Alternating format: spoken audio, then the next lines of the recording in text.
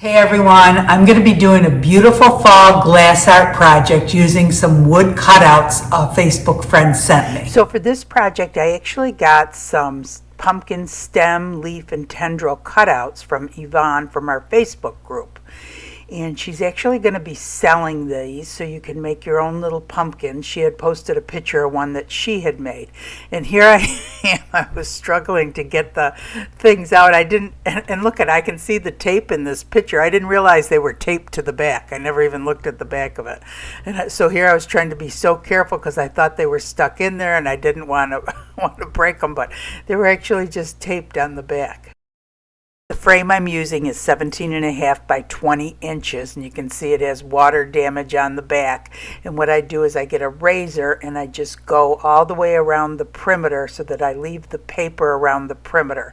And I thought because of the water damage, I would go ahead and paint it. I usually don't do anything to the backs, honestly, but I've been trying lately to really clean them up and make them look halfway decent. Even though I don't sell my art, I guess whoever ends up with it, it would be nice if the back looked halfway decent. So I just took all the clips out, the glass out, took the hanger off because you would be able to see that from the front. You don't want that on there with glass art unless you hang it along the top. And then, like I said, I just went ahead and painted the whole back with blue paint. And then I took Elmer's glue and I put it around the perimeter of the back of the frame where the glass would sit. Then I replaced the glass and put Elmer's glue around the perimeter one more time. This serves two purposes. It helps to hold the glass in place and it helps to prevent resin leaks. It is just a temporary hold when you're putting resin on the other side. Once the resin cures, it will permanently adhere the glass to the frame. If you're not using resin on the other side, you need something more substantial like silicone to hold the glass in place. This needs to dry overnight and sometimes up to 24 hours depending on how much glue you use. I guess I don't show myself putting glue around the perimeter one more time, but I did. And then the next day when that's dry, I take painter's tape and put it around the perimeter as an extra precaution against resin leaks. So I took everything out to the garage that I was going to spray paint, and the pieces of the pumpkin I'm going to spray paint with black and accent with gold to try to match it a little bit to the frame that it's being put in. And the glass I'm using is actually Ashland decorative filler. It's called the reflective gold glass, and I'm going to show you the difference between the different glass.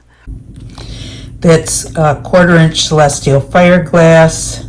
This is the Ashland decorative filler gold reflective. It's a little bit smaller, and that's Ashland decorative filler, their reflective crushed glass. So both of these are called crushed glass. This is a little chunkier, but yet smaller, I feel like, than the 1/4 inch fire glass. And when you get this glass from Michael's, the gold reflective crushed glass they call it, there's some pieces that are a lot bigger, and you can just kind of break it up in your hand if you want it smaller. Some people like the bigger pieces, just depends on what you want.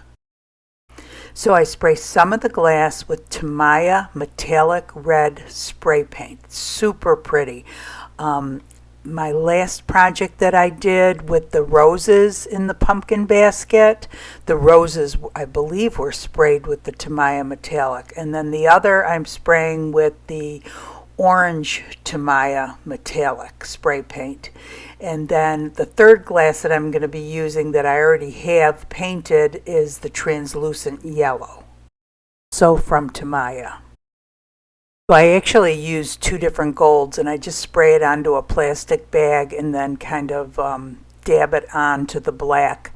And I end up getting too much on the tendrils and the leaves, so I spray them black and then come back and recolor them with some gold later. And also about 20 minutes later, I do come back and kind of shift the glass around and give it a second coat of the TAMIYA. So for the outline of the pumpkin, I decide I'm going to use a rhinestone chain, but I'm going to use the back of a rhinestone chain. And this is a fairly chunky rhinestone chain that I had actually picked up on Temu. And I just put some tape. This is actually the frogs tape that somebody had suggested I use for the back of canvases, that it holds better and comes up easier.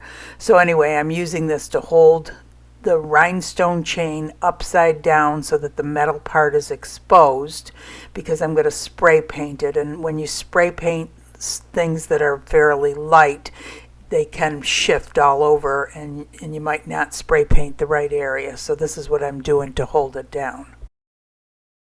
And I just take it out to the garage and spray paint it black, just like I did the stems and the leaves and the tendrils.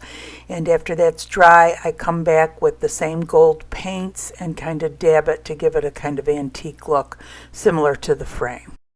I know I have this sped way up, but I'm sure you guys get the idea. I do end up coming back later and painting the leaf green and putting a little bit of green on the tendrils. So next I do a printout from my Cricut clip art, and I tape that to the back of the glass and then flip the glass back over. Then start getting everything ready to place on the project. So I get a lot of my clip art off of my Cricut design space because I pay extra to have access for use of that clip art. Now you can get it off any place that offers free clip art as long as it's not copyrighted. And what I do is I look up what I want, I click on what I want, and then I go up to the little scissors, which is the snippet program, and I click on that and I hit capture. And then it allows you to draw a box around the item that you want, and then to hit the down arrow, which downloads it onto your computer. It actually copies it to your clipboard. And then I have something called Pages, which is another program, and I just open up a new document and I paste it into Pages, and you can resize it in Pages. You can even resize it over multiple pages. It doesn't just have to be on one, and then you can print it out from there, whatever size you want. So again, it's a program called Snippet, and it looks like that with the little scissors icon on it, and I'm sure they have it in different versions. And then this is Pages. That's what it looks like, the little icon. Then I take clear Elmer's glue and I put it all along the perimeter of the pumpkin and also on the center orange lines of the pumpkin. And of course I had kind of pre-measured all of these pieces before I started and just had a little bit extra on each one to make sure I had enough. So I did have to cut some, but very little cutting.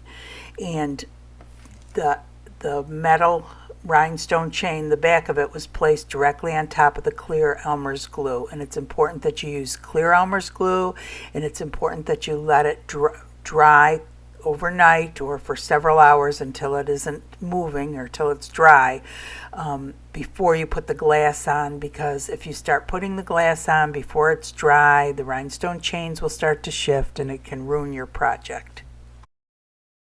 Of course, you want the Elmer's glue perfectly dry before you pour any resin over it also. And then I take my 3 colors of glass and mix them all together and just start adding them to the pumpkin. And it's really important that you take the backing off so that you can see better how your coverage is. And not only take the backing off, but after you've put your glass on, lift it up and look at it. I mean, you can't tip it up because of course all the glass will fall off, but you know, kind of hold it up away from something being under it so that you can see better that everything's covered well. The glass I'm going to be using at the bottom of this project is actually green beer bottles that I had broken up last Christmas time to make some beautiful green beer bottle Christmas trees. And when I break up glass, I usually do it in some kind of a box or container. And I always, after it's broken up, I put it in my tumbler and tumble it for about an hour to 2 hours, depending on how thin the glass is. And this I actually ended up nipping up into smaller pieces. I fill my tumbler about 3/4 full, cover it with water, put a drop of Dawn dish spray in it, and all the Dawn dish spray does is clean it, and those bottles really needed cleaning. And I put it, like I said, I put it on the tumbler for about an hour to 2 hours depending. It seems like thinner glass is always sharper and may require tumbling a little bit longer. And then when it's done, I just rinse it off and put it on a towel to dry. And this pretty green glass, I ended up with a lot of extra glass to use this year on projects. So that's the glass that you see me putting at the very bottom of the project. And on top of that, I used the Celestial Fire glass that's been spray painted with the TAMIYA orange translucent spray paint. So now it's ready for the resin. The resin I'm going to be using for this project is Bond Crafter resin. This is actually their casting resin. And you can use casting resin for glass on glass as long as you pour it thick enough so that it doesn't leave fish eyes. If you put it on super thin, it is possible to leave fish eyes, but if you put it on thick enough, it is held, contained within the frame of glass art, and it will not leave fish eyes, whereas it would on canvas. Bond Crafter does have a tabletop epoxy that you can use on canvas. So next I'm wanting to make sure that you can see all of the chain, the outline chain, and I'm using a little toothpick to kind of push the glass off of the chain, any of the glass that's fallen on it, and adding some additional glass where I think it might need some. And then next, the resin, I just start drizzling over the glass first. I always drizzle it over the glass first to make sure I have good coverage. You really don't want to flood that fire glass, or I guess it's the gold reflective glass from Michaels, because when you flood it, it doesn't sparkle as much. So you just really want to drizzle it over it, but make sure that you get all of it. And the same with the glass at the very bottom. You don't want to flood it. You just kind of want to drizzle your resin over it, making sure that the resin is touching every single piece, at least in one area. I do end up putting the resin over the stem, the wood stem, and over the tendrils. And then I start adding some additional pieces at the bottom. So this, there I have a little acorn and a gold pumpkin and leaves, and these are all acrylic pieces that I had picked up at Hobby Lobby. They sell in little bags, these real pretty translucent, for the most part translucent acrylic pieces. And if you don't want them that translucent, and then there's a little frog I put down at the bottom, and I'm just putting a little more resin on to make sure everything has either just a little resin on it so it holds in place. And if you want these acrylic pieces darker, you can just flip them over and spray paint the back, which I did not do this time, but I have done in the past. And you can even change the color of some of them with your spray paint if you want. So once I'm sure all the glass and everything else is covered, I take my resin and I put it up around the edges and into the corners. Even though they say resin self-leveling, we know we have to give it a little help and push it around and make sure that there's full coverage. And then I put my little leaf on, and I put resin over top of the leaf also. And I'm not sure that I always second guess myself after I do something. I'm not sure that I really like it green. I just felt like it needed a little more color up at the top, something besides the gold. I don't know, what do you guys think? Do you think I should have left them all gold, or do you like the green?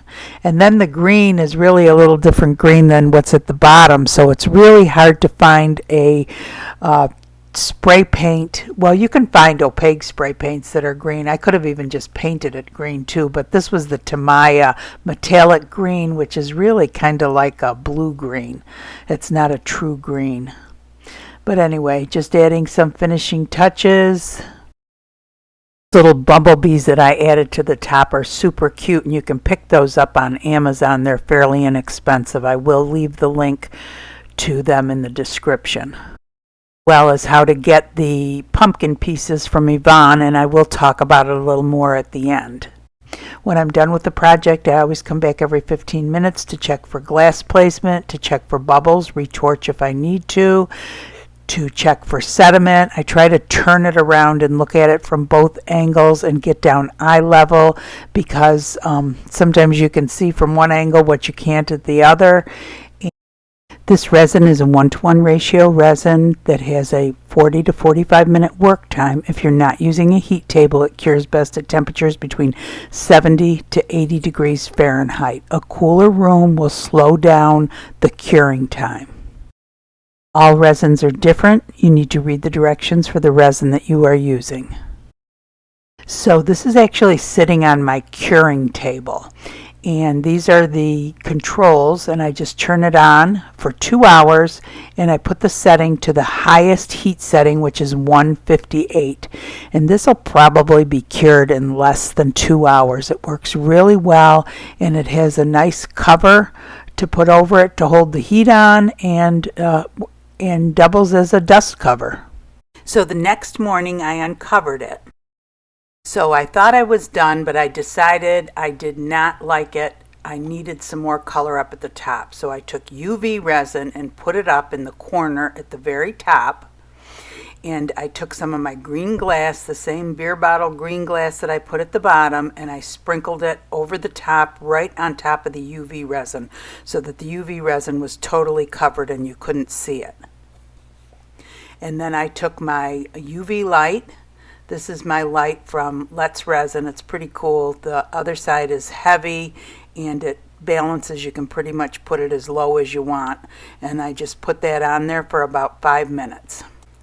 Then when that was done, I just went ahead and took it off and took some more UV resin, and because there was some loose glass on the top that, you know, wasn't cured down. And I carefully took the UV resin and drizzled it over the glass, just like I would drizzle epoxy resin over it, but making sure not to let any of it touch the glass that you could see. And then I put the UV light on it again for a couple of minutes.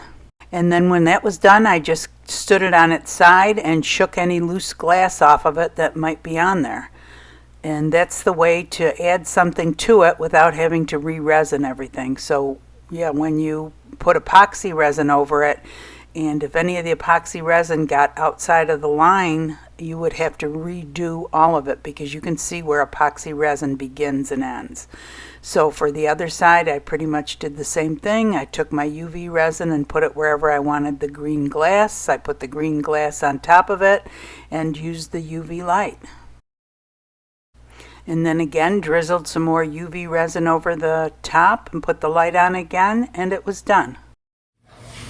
Hey everyone, so you saw my last minute ad with the green glass. I just felt like it needed something up there to add some more color. That's why I originally changed this to green, because I felt like it needed something green up there too. So I'm not sure if that was the right decision. This I'm really happy with. And so that's a way that you can add glass after your epoxy resin is set up. Like if I was to have added epoxy to that, you run the risk of it running on to the other part of this and seeing where it starts and stops. Whereas the UV resin you have more control of, because you can immediately put the UV light on it and stop it from running. So that worked out really good. So you couldn't tell the difference. Otherwise you would have to re-resin the whole thing. So I'm really happy with it. I love the pumpkin top and the tendrils and the leaf. And Yvonne from our Facebook page sent that to me. And she's going to be selling those on her Facebook page. And she's going to have we'll have another link to a site if you're interested in purchasing them.